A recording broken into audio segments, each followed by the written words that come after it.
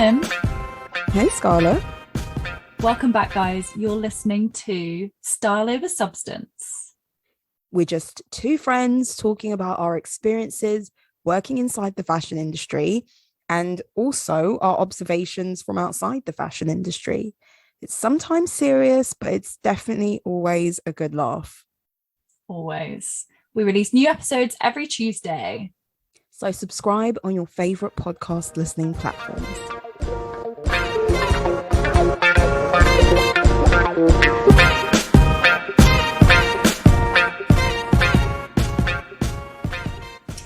So I went to the British Podcast Awards at the weekend. Yeah, you did. And loyal followers, no, you didn't nominate us. Or we weren't nominated. But it was very cool to be in a room full of very interesting people and very... Can you hear me? Yeah. Very interesting people and very inspirational things. And such like a breadth of podcasts were nominated and won awards. And it was really cool. It was really cool. Yeah.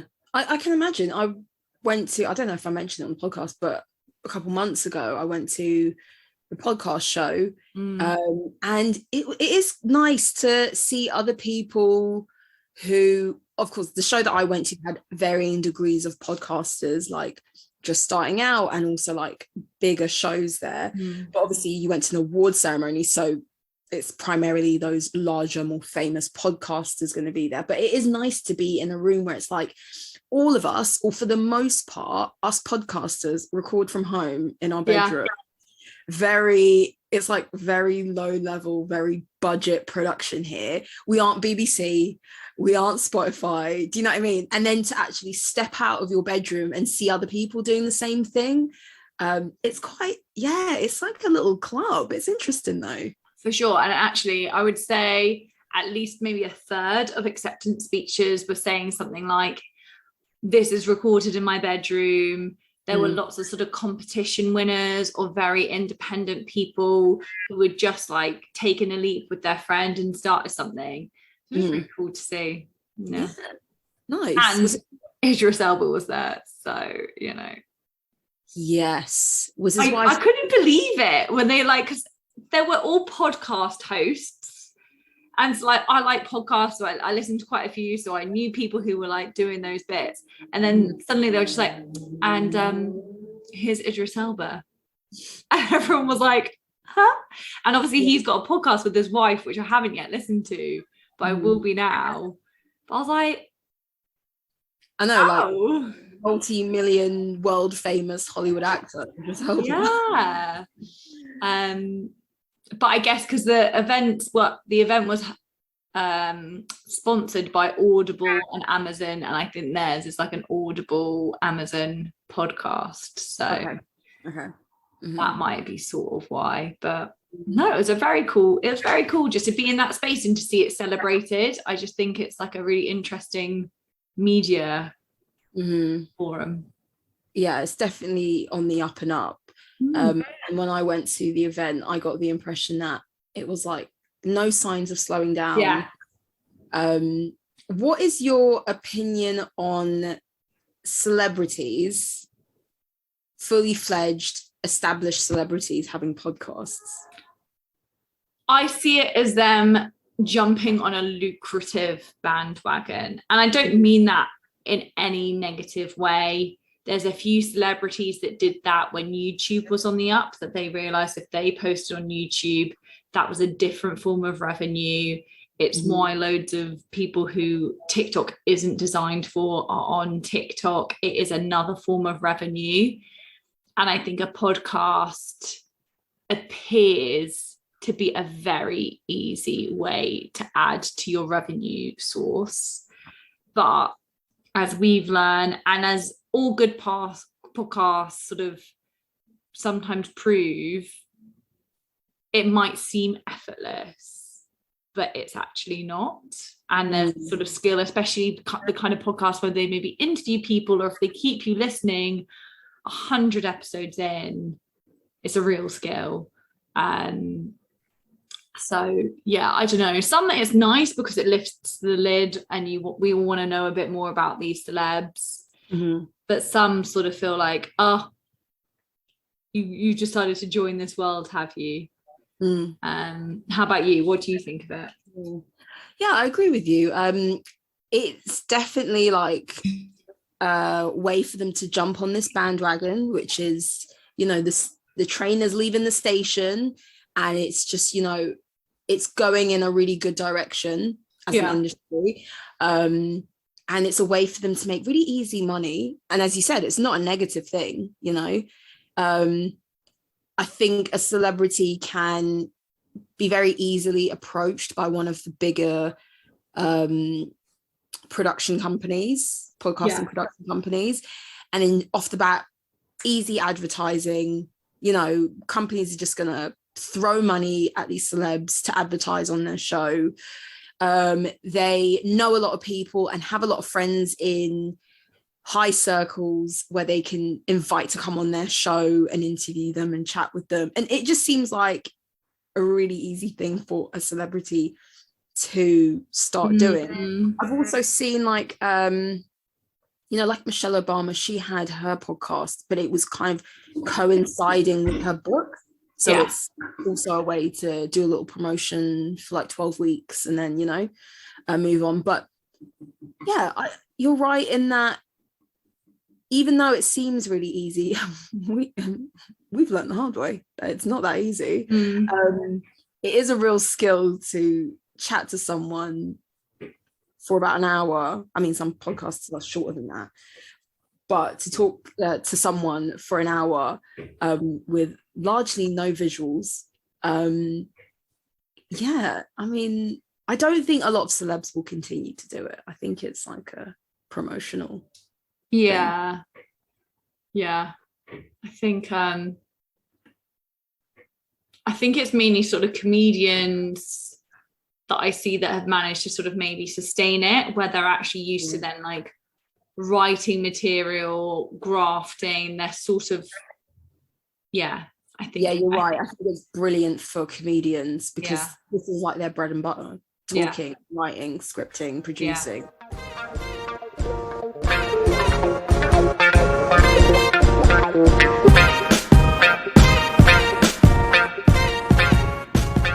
What's your fashion story?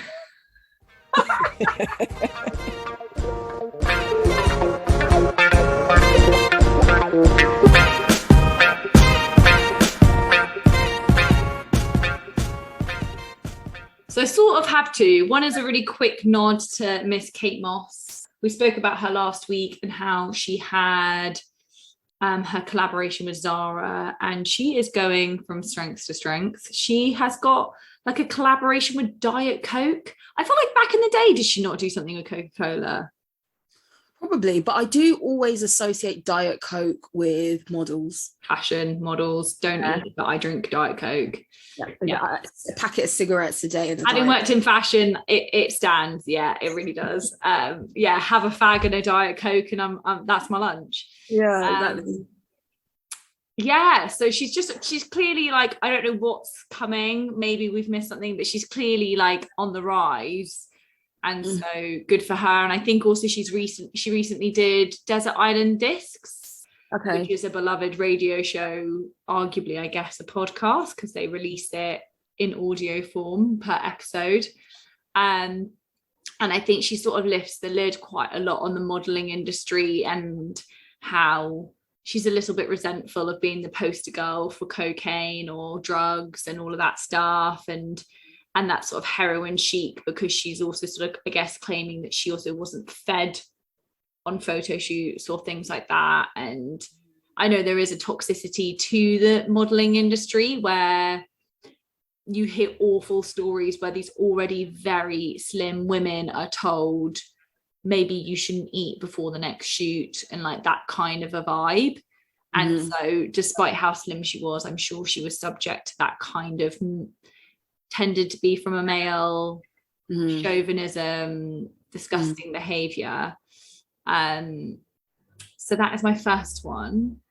But my second is another collaboration, dare we say it. Oh God. Primark is bringing back their most successful line. Do you know what that is? Okay, let me guess. They had a collab with a beauty blogger, beautician person, and I believe that was really successful. They've had what's their most successful collab?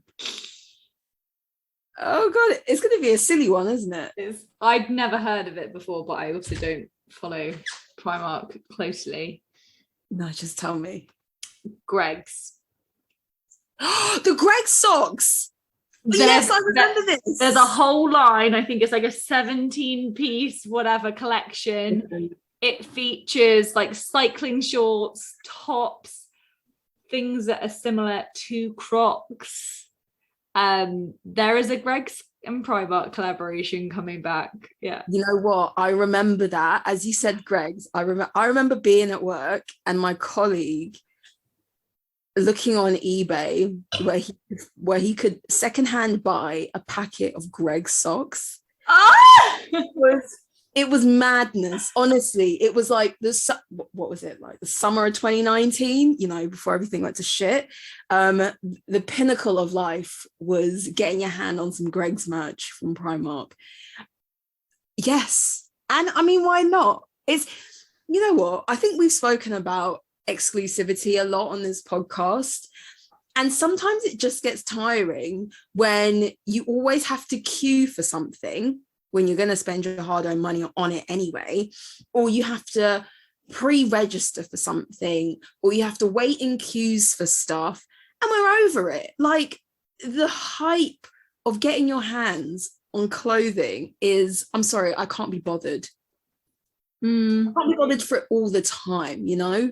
It's too much sometimes. So the fact that they're being like, no, we did a collaboration. It went so well. So many people bought into it. And equally, so many people probably missed out on some, you know, cheese and onion pasty socks and sausage roll boxes that we're going to bring it back for the people, you know, Primark prices. So it's egalitarian.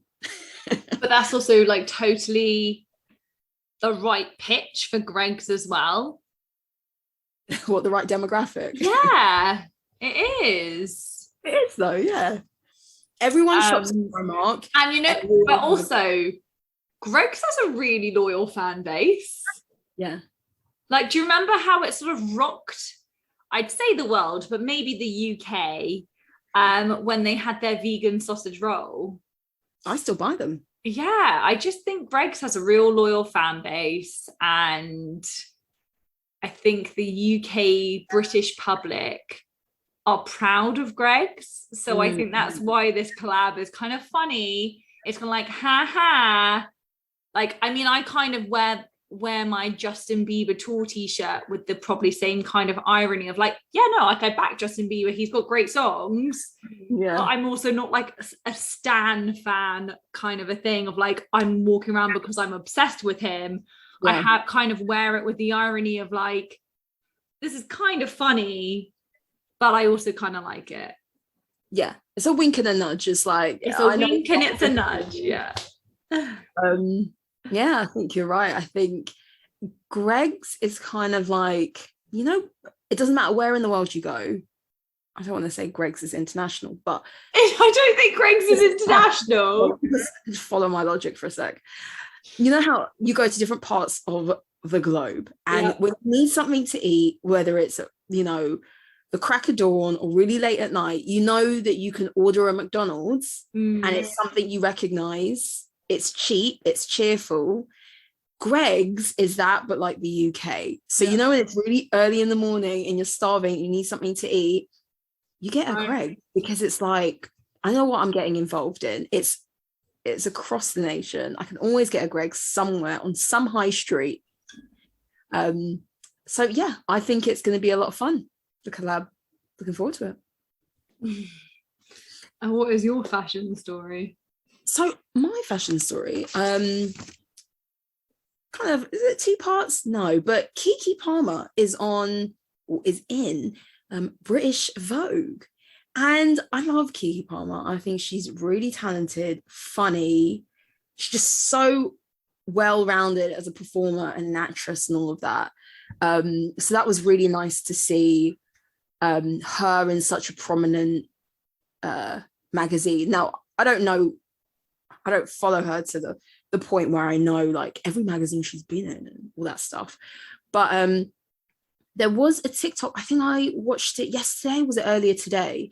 And there was a discussion on Twitter, and it was the comparison between Keke Palmer's career and Zendaya's career, and kind of debating the reasons why Zendaya is seen as more mainstream, more than Keke Palmer, despite Keke Palmer being in the industry for like longer.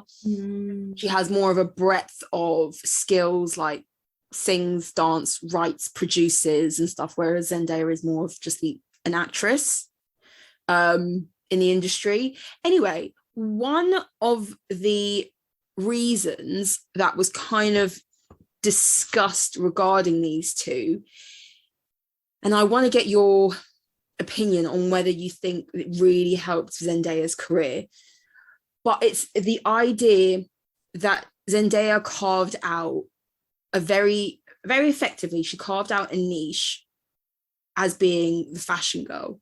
And she took fashion really seriously. And her stylist, who I believe she's worked with since the beginning of, her like adult fame, let's say, or since she was in her late teens, is Law Roach.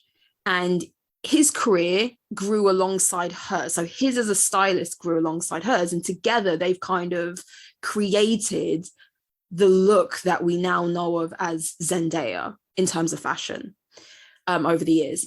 And I also saw a clip of Zendaya talking about how, before she used to be invited to a lot of things, and she figured that people saw her as like a seat filler. Is that the term? Yeah. You just invite them because there'll be another bum on seats, yeah? And she was kind of laughing about that, but also jested and said, well, at least, I'm going to turn up looking really good, like, I don't care if you laugh at me because I'm just another bum in a seat. I'm going to be looking amazing regardless. And she said that, she used fashion as a tool to further her career. And now we see her as, one of the muses of Valentino. And we see her as like the one to watch at the Met Gala. And she's like social climbed through fashion. And so when I saw this piece with Keke Palmer being featured in British Vogue, and the stylist on this spread, is Law Roach. And I was like, wow, like this is amazing. It's two super talented women who could definitely do the whole fashion thing simultaneously together using the same stylist. Hopefully it's a long-standing collaboration. Hopefully, I don't know. But yeah, I wanted to get your opinion on how powerful fashion and being known as a fashion it girl can be for someone's career. I think it's huge. I think that we've talked about that in our style icons episodes. I think that fashion is a huge thing that launches people. I think that if you are able to be on what would have been the front cover of a magazine and is now like that, you go viral on Instagram or whatever, and like Twitter, whatever, for your looks, I think that helps add to your clout. It helps, like, what's the thing, like no news is bad, no, all news is good news, news, or like being spoken out about, basically. Like, it doesn't matter whether you're being spoken about badly or goodly, like goodly, not yeah. that goodly is this phrase, being spoken about as a positive, whether it's negative press or positive press, it still gets people talking about you.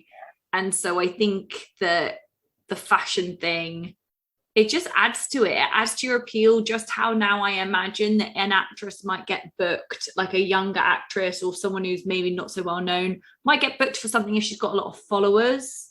I think that if you kind of have a tribe of supporters, that is appealing. I do also think that what comes into play in this. So Keke Palmer kind of was up and coming when we were teenagers. Mm-hmm. So I think she kind of was on the wrong end of the internet. Because Zendaya was on a show where she was dancing. She can arguably sing, I think. Yeah. She's more known for her acting. Mm-hmm. But Keke Palmer has sort of had a decade of not doing a whole lot, like in terms of what we're aware of, but I'm sure she has been, and in the background is doing a hell of a lot, Mm-hmm. but still hasn't got the kind of clout or acclaim. And I think that it's probably being, not quite on the right end of social media, but also, maybe it's just the sort of fashion element. The fashion has become hugely important. I mean, not become, it always, I guess, has been, but in this Instagram world, like when Zendaya, I'm thinking when Zendaya did the like premiere tour, the press tour for June, the film, and how that just kind of became like day after day, it was like, what is Zendaya wearing to this one, when it was the Spider-Man one, and she sort of just decided to choose a theme based on different villains or characters from Spider-Man to base her looks on. We were all waiting with bated breath. And that is like, I don't even think we do that for Beyonce. Like, we don't, like, it's a skill, and it's a huge thing to have like harnessed, that we're waiting. And like you said, like with the Met Gala, she's one of the first people you're going to want to see what she's wearing. That's big. That's really big. Yeah.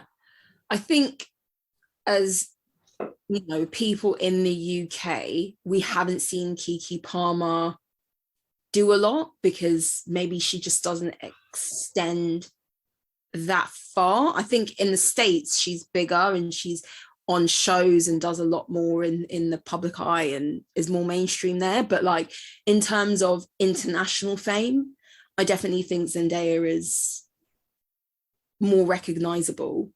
And you're right, it's not easy to be known as one of the best dressed in, arguably, I think she's one of the best dressed in all of Hollywood.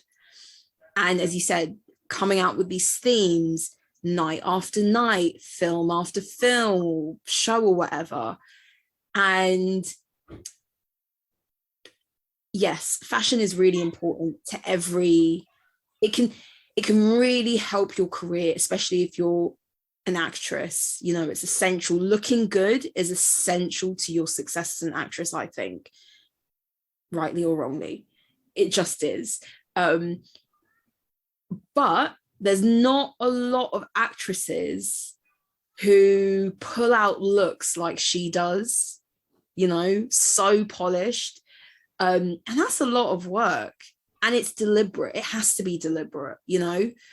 People don't just throw on this stuff and because they've got all this clothing in their wardrobe and they just throw it on and she looks amazing. No, it's like you can tell they looked at her calendar months in advance and went, right, we need looks for this, we need looks for this, we need looks for this. And it's really calculated and it's really paid off for her. So yeah, it's a tough one to replicate. I think her fashion career, let's say, is a tough one to replicate. Yeah, for sure. I can't think of many people who've maybe been watched with so much sort of, it's not even scrutiny. I don't even think people are waiting for her to mess up. I think they're just watching with close eye. I feel like maybe there was one point where like the Hadid sisters were being looked at quite a lot, but not so much for their red carpet moments. It was probably more like their day-to-day personal lives, isn't it? Yeah. I can't think. It sort of reminds me of like the noughties, when we'd live for those red carpet moments, but they weren't nearly as glamorous and there was a lot of denim. But that's what it makes me think of when, like, do you remember we'd be at school in sixth form and there would have been the Met Gala or like the Oscars or something, and we'd go on like this on style.com, going into the ICC room and then we'd go through all of the looks. Yeah. Oh my God, that was like our first ever podcast and we didn't even know it. but that's almost like, that's what it makes me think of, is that that's how excited people are for it. Which is pretty unique and pretty special that she's conjured that up. I wouldn't even say we're that bothered about what the Kardashians wear to a premiere. We're again more interested, I guess, in their day-to-day looks.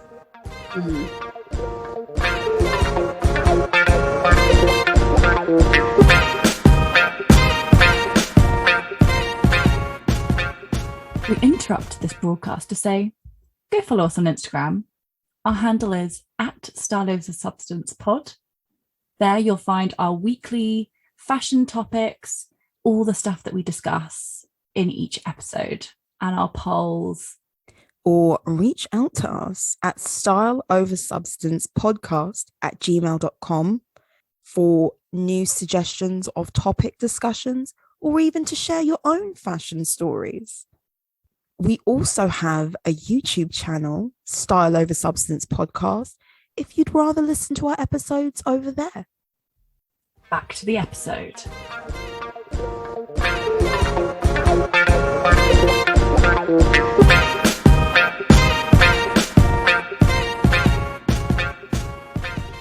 This week's podcast, you sent me an article about that Chanel are going to be opening like exclusive boutique stores. And so I feel like it's a really interesting topic to talk about, that whole exclusive client base. It's like evocative of what couture is. Is it a good idea? Does it alienate customers? What does it mean? And do we think that there's going to be more of this stuff? Now, Chanel aren't the first people to do this kind of a thing. But Chanel Chanel are doing well. They don't need to do it. So I feel like it's a real statement. Well, Chanel is an anomaly when we talk about mainstream luxury brands, in a sense. As you've alluded to, during lockdowns, global lockdowns and things, Chanel has come out of this pandemic. I think they had like 50% growth in their business, and like revenues had tripled, like profits had tripled or something. That's like what's been speculated, because it's like a family business and we really don't get the privilege of knowing just how well they're doing because they keep it close to their chest. But Chanel doesn't have a website really that you can browse the full collection and buy the full collection from. They have beauty, sunglasses, and some bags, I think, that you can buy off their website. You can't buy bags off their website. No bags. No. You do like wallets or something. No, you can only buy, I think, sunglasses off their website. Okay, and beauty, like perfume, because I've bought perfume off their website. Okay, yeah. I don't know about like makeup, but I've not tried it. But yeah, their website you can't buy stuff off of, so it's very much an in-store experience. And they very much want you to have sort of a personal shopper, or whatever the kind of that person is called. So that's the thing. So whereas a lot of luxury brands had fully fledged websites, or they made the concerted effort to like really kit out their website and make it the best it could be so that people could fully shop on their websites during lockdowns and whatnot. Chanel didn't really do that. They took the approach that, we have sales associates. Their sales associates have black books, i.e. like clientele lists, CRM. We'll just approach our clients on an individual basis, give them a call, give them a WhatsApp message, see if they're in the market for anything, and we can take over the phone payments and we can ship it to customers. Like they took that really personal approach and like doubled down on it big time. So to see that they are opening more stores, from what I have found out, when you compare them to like Louis Vuitton and Gucci, I think they have like 250 stores globally, whereas Louis Vuitton have like 400 or something. they are expanding their store network, and this is just another way for them to do it. Yeah, they take pride in having exclusive stores anyway. They've definitely got a different pitch and a different strategy than Louis Vuitton, and they only want stores in exclusive and kind of appropriate areas. Yeah. And I kind of can't see that there's a gap. So it's almost like, are they going to have another store in the same area that's just exclusive, or us common folk wouldn't even know it's a Chanel store, you know, or like our store's going to expand and there's a back room. I'm kind of unsure how it will work in that sense. But I guess it's a little bit, we joked on our Balenciaga show episode that like it's a loyalty card thing that Christine Quinn walked in that show. Oh, yeah. Is this like a loyalty card thing? Do you have to spend a certain amount at Chanel to be offered it? Do you have to be on their like VVIP list? Is it kind of going to be a bit like cars? And this is how I imagine it's going to be. Like at McLaren, the only way you can buy their latest car is if actually you've already bought the previous like 3, I think it might be. It might not be 3, but I'm pretty sure there's something like you have to have already been a customer to buy their car, which how do you ever buy one? You know, it's a really exclusive club. So I wonder if there's kind of going to be this very elite royalty-esque thing. But what it makes me think of is that is what couture is, in essence. Yeah, so and Chanel has couture.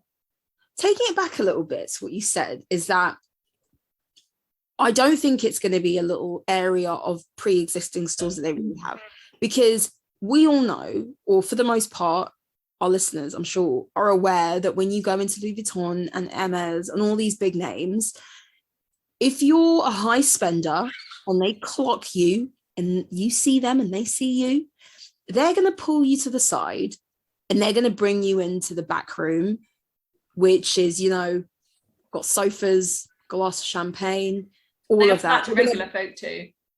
They do that, but you're going to get more attention, less rushing. You can sit there for as long as you want. They're going to pull out pieces that are sitting in the back that have been specially kept in the back until they find someone who's willing to drop that kind of money for an exclusive piece. The price on request kind of items. The price on request. That's what Chanel loves to do. Right, so, when I come across something on their website, I know it always seems to be the way where I'm like, oh, that's nice. And then you see price upon request, you're like, damn it, my expensive taste. Yeah. And then you feel very humbled. You're like very humbled of like, that basically means dream on. Exactly. So what I'm saying is those sort of areas carved out for high spenders already exists. I think there's a menswear brand, especially in the world of suiting. Yeah, so where you have maybe brands like Laura Piana that do really high-end kind of quote-unquote tailored ready to wear, they'll have their normal store, which normal regular folk can shop from. They'll also have more bespoke, made to order, made to measure stores that are for those who want a suit, custom bespoke suit. So that makes sense because it's a completely different discipline, a completely different business model. And it's not saying like,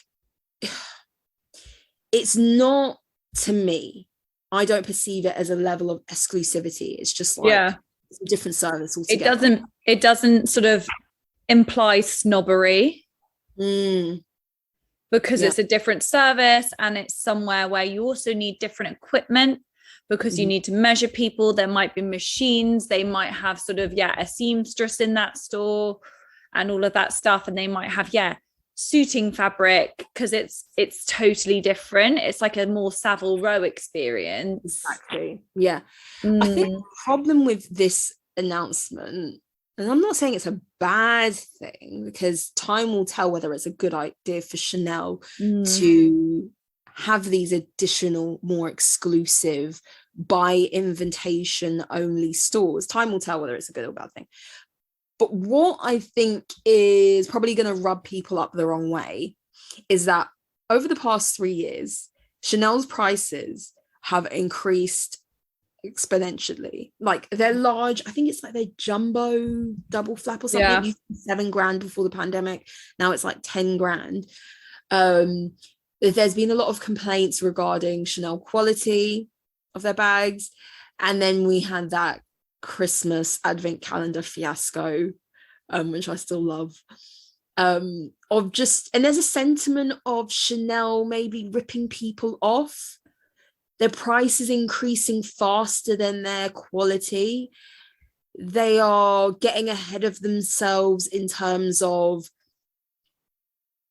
wanting to be like Hermes, but people maybe not wanting to spend that kind of money on Chanel. But then also a lot of the criticisms I see from people of Chanel are people who don't have the money to buy from Chanel, me included. Yeah, I think that's so true. And I think realistically, would it stop me buying a Chanel bag thinking I'm not exclusive to that club? Well, I don't know what's in that club, you know. There's lots of exclusive things, and to be honest, it's an exclusive club anyway, I suppose. Because of that price point, we alienate ourselves and we indoctrinate ourselves to think, like, who am I thinking that I should ever aspire? Granted, when I was younger, it maybe was like an £1,000, £1,500 bag, but now it's looking like I'm gonna have to part with like £5,000 for a bag, and that will be probably maybe not even a leather bag or a very small one. And let's be honest, it's not going to be in the next few years, so it's probably maybe then going to look like 7. That's insane. Like, that's actually insane to even covet that. So it's already an exclusive club, because I don't spend anything like that kind of money on anything else. I'm not someone who's spending £500 on a pair of shoes every other month. That's not my kind of expenditure. So to even that, it is an exclusive club, and I think maybe it's sort of a little reminder, like the Hermes thing of like, no, this isn't for everyone, because everyday people aspire for Chanel. And that's not a bad thing, and they benefit from it. But maybe it's them trying to kind of get back to this sort of, I don't know, elite lifestyle. What I will be cross at as a fashion lover is if I watched a runway show and some of those items are then only for the exclusive boutique, but you've shown them to us and then gone the whole, like that famous line from Who Wants to Be a Millionaire, but we don't want to give you that, and it just goes straight to the exclusive boutique. I think it's got to be items that us regular folk will never lay our eyes on. I think they already do that though. Back in the day when Carl was still alive, and we had like the Chanel shopping basket. And but again, that's another like price on request kind of like crazy money item that very few of them was ever made, and the sales associates are not gonna go out their way to source one for you who have never bought a Chanel item before. You know what I mean? Like, it's ready. I think they already hold items, put items to the side for specific clientele. And so the boutique might just be an extension of that. I think for those people who are Chanel lovers, spend a bit of money in Chanel, but they're probably more like, let's say, steady shoppers. You know, they have a couple of Chanels and they go in there every so often, and maybe like every other year they get something. I can see how those kind of fairly loyal customers who aren't spending like ridiculous amounts of money but still loyal would think, well, you know, the prices are already ridiculous anyway. now I'm feeling like I'm in the second tier store. I'm in the rubbish store, you know, because there's a store that's better than this. So like, do they think I'm less than? Like me coming here and spend it and dropping like $5,000 on this bag, am I not good enough? Do you know what I mean? That's such a good point, because there's extreme wealth, the kind of people who, yeah, they can drop crazy money, and that like they don't even have to pre-plan their purchase. But there's also a lot of middle wealth, which is still really high wealth, where couple times a year they might spend a couple of grand on a bag. Maybe it's not every month, maybe they kind of have to plan for the purchase a little bit more, but that's still very disposable income that they buy into designer goods. And every year for their birthday, they're going to treat themselves to something. Maybe their partner buys them something for Christmas. That is still a level of wealth that you kind of don't want to alienate, where, yeah, you've kind of already maybe got 5-10 designer handbags and you want to add to that. You kind of don't want to alienate those people, because you're going to alienate us anyway. And that's fine. But there's kind of a step down from the mad wealthy that you probably don't want to piss off, because their money is still valid. And that in-store experience, which is meant to be ever so important, should still be an opportunity. And like, let's say tomorrow I win the Euro Millions. I doubt they do it on how much is in your bank account. So I'm going to have to earn my stripes anyway to get there.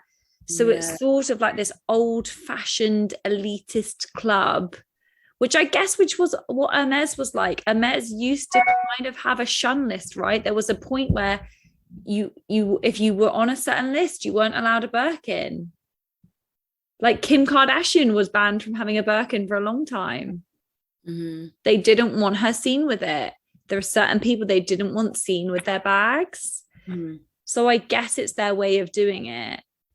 But yeah, I think also what's important to remember is there are obviously incredibly wealthy people who they'll probably go into store and speak to their SA and say, how much money do I need to spend in order to get into that next level? And they will just spend the money for spending the money's sake in order for them to enjoy that higher level of exclusivity at Chanel as a status symbol, of course. But when we look at Chanel's recent success post-COVID, you know, record profit highs, increased revenue, like they're doing really well at the moment. They're doing really well, yeah. Everyone's, you know, we can slag off Chanel, but we all still like their stuff. You know, everyone still sees it as an aspirational brand. I wonder, all those people who saved their pennies when we were in lockdowns, because we all, you know, all of us, we kind of managed to squirrel away more money because we weren't going to, you know, we weren't going anywhere. We weren't spending our money on holidays and such. And then the end of lockdown came about, and there were lots of people who bought into substantial luxury pieces because they now had the money to do so. I wonder how many of them will continue to be repeat customers, because we can't take this now. I'm not their chief financial officer, so I could be chatting shit.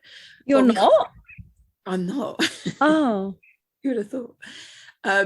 We can't take their recent success as an indication of what's going to happen in years to come. Supposedly, and I believe so, we're going into a recession.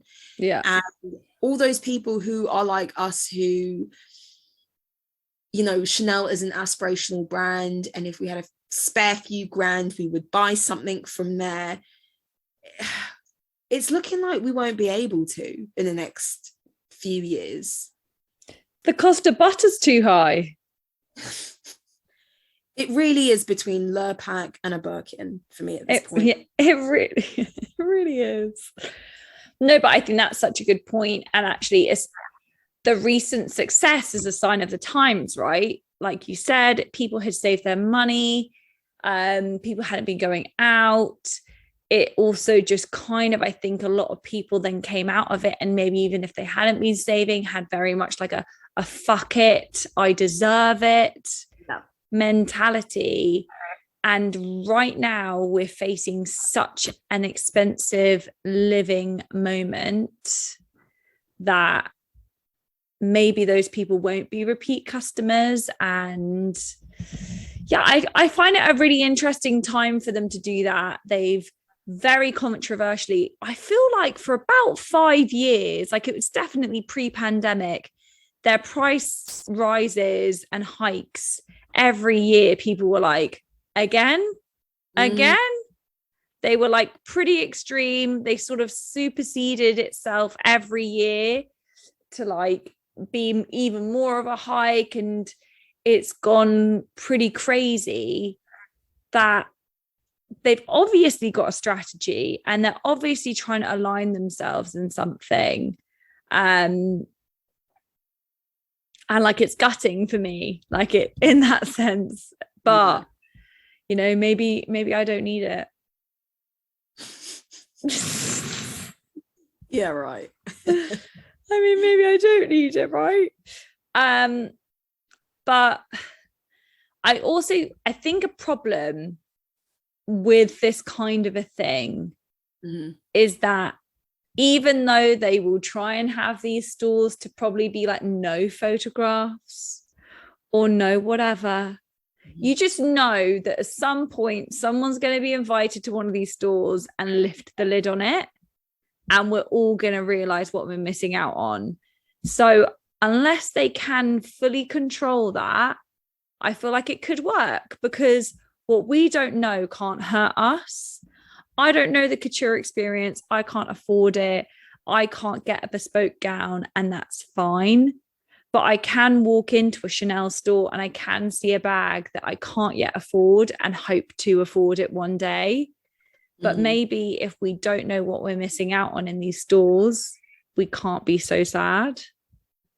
I think there's a lot of YouTubers in that luxury space who that's what I mean.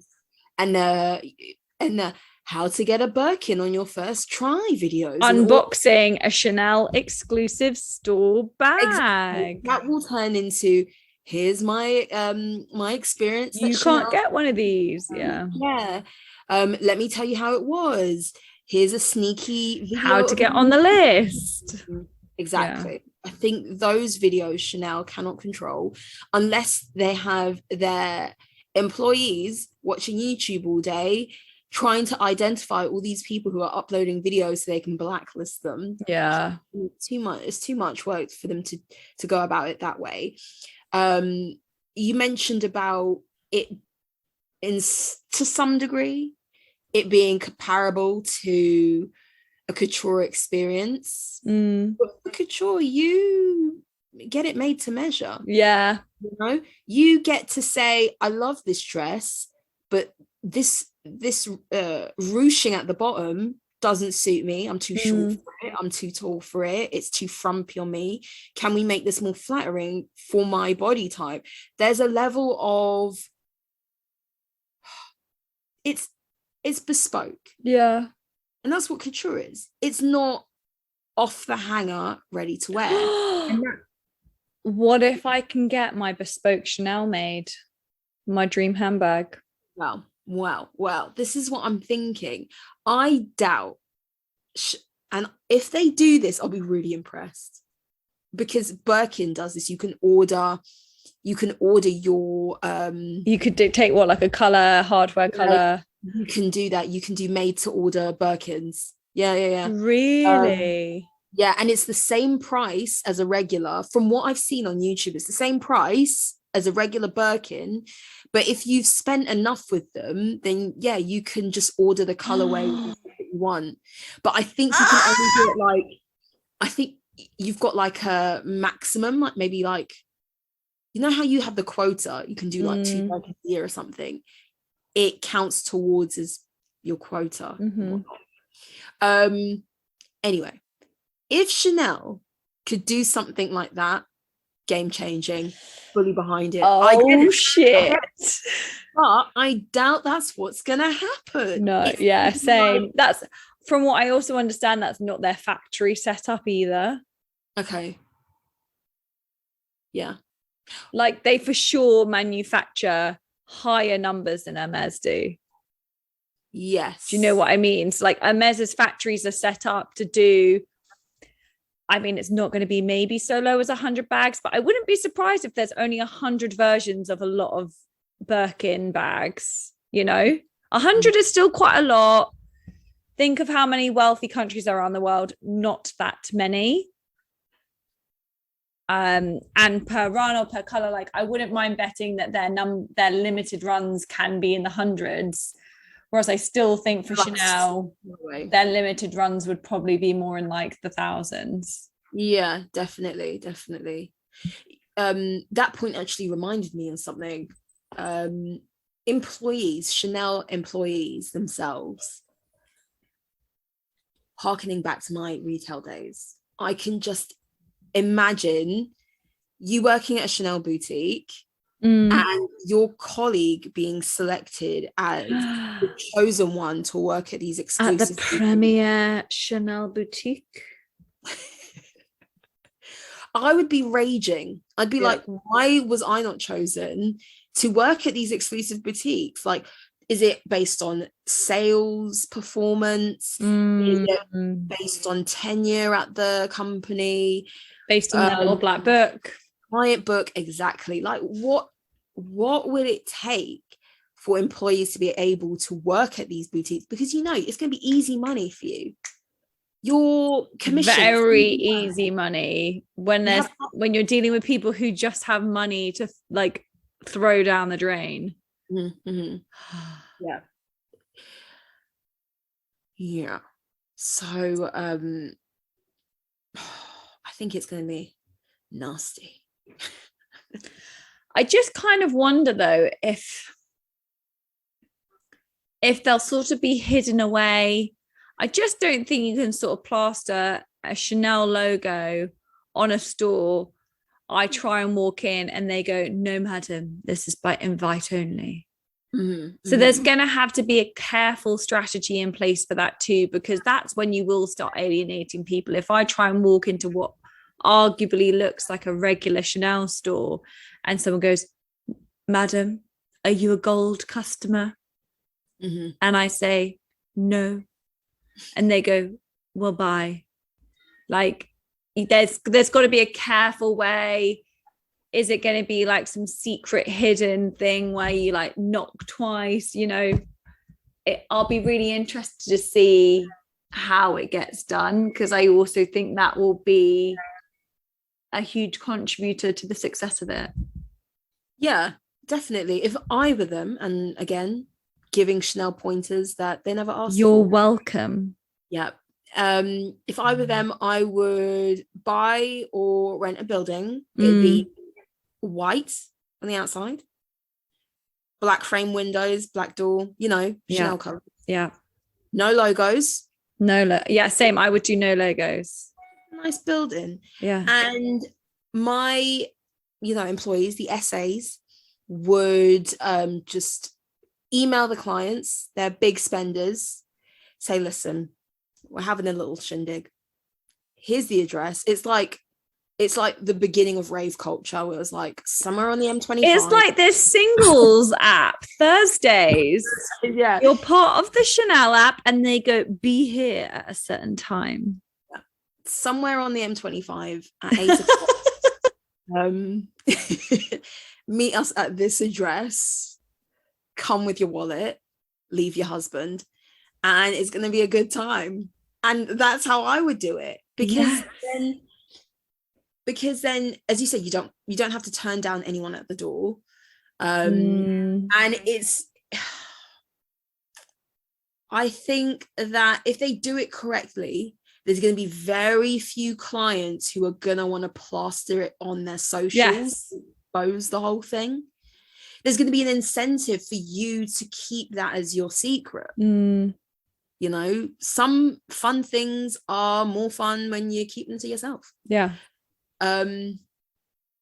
So I'm really interested. Maybe, after we rework the Chanel advent calendar in 2025. We should get started on this year's one. Oh my God. Yes. They'll have already decided it and they'll have already chosen the stickers by this point. I know, but for our Christmas episode, genuinely, I think that we should each 5 of us think of 5 things that we would have in this advent calendar. And compile our own. Okay, that's only 10. But I think they were really sneaky and they did like odd days, didn't they? Yeah. I think they only had like 12 windows. There you go. Yeah. 6 each. We'll take 6 each. Okay. And once Chanel catches wind of our advent calendar ideas, they will say, you know what, girls? You know what? It's going to be advent calendar season before we know it. Didn't they get released in like October last time or September? They keep getting earlier and earlier. It was somewhere between... One, I'm sure, was at the end of September last year. There were beauty calendars. The beauty calendars always first. And then sometime between Christmas and beauty calendar season, it was luxury calendars. Yeah. So I suppose maybe... What a time to be alive. Well, yeah. Okay, I'll get my thinking hat on, Chanel. You're welcome. They better have a beauty advent calendar for their exclusive stores. I'm sorry, if I'm dropping enough money to be invited to your exclusive store and you dare give me a sticker in my advent calendar, I'm not coming back. I'll take my business to Hermes. Yeah. I agree. I concur. Anything else in regards to Chanel? I just want to know how I get invited, but I know that I won't ever be. Hold on, we've spoken about this. Positive. I know, but that's one thing, and I actually don't want to be invited if that means spending an awful lot of money in Chanel. Yeah. No, I want to be invited, but I don't want to spend the money. Yeah.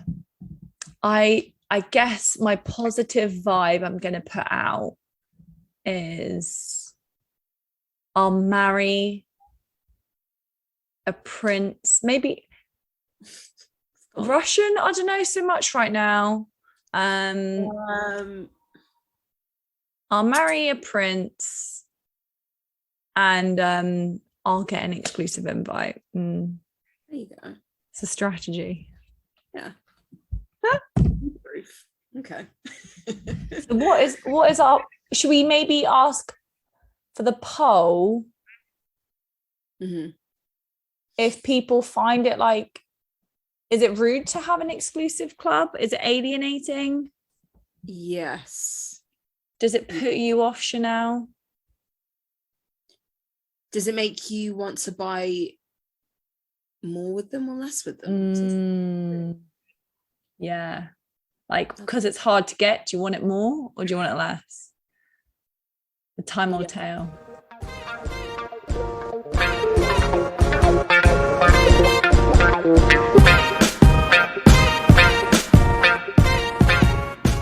Well, thanks again for tuning in to another episode of Style Over Substance, guys.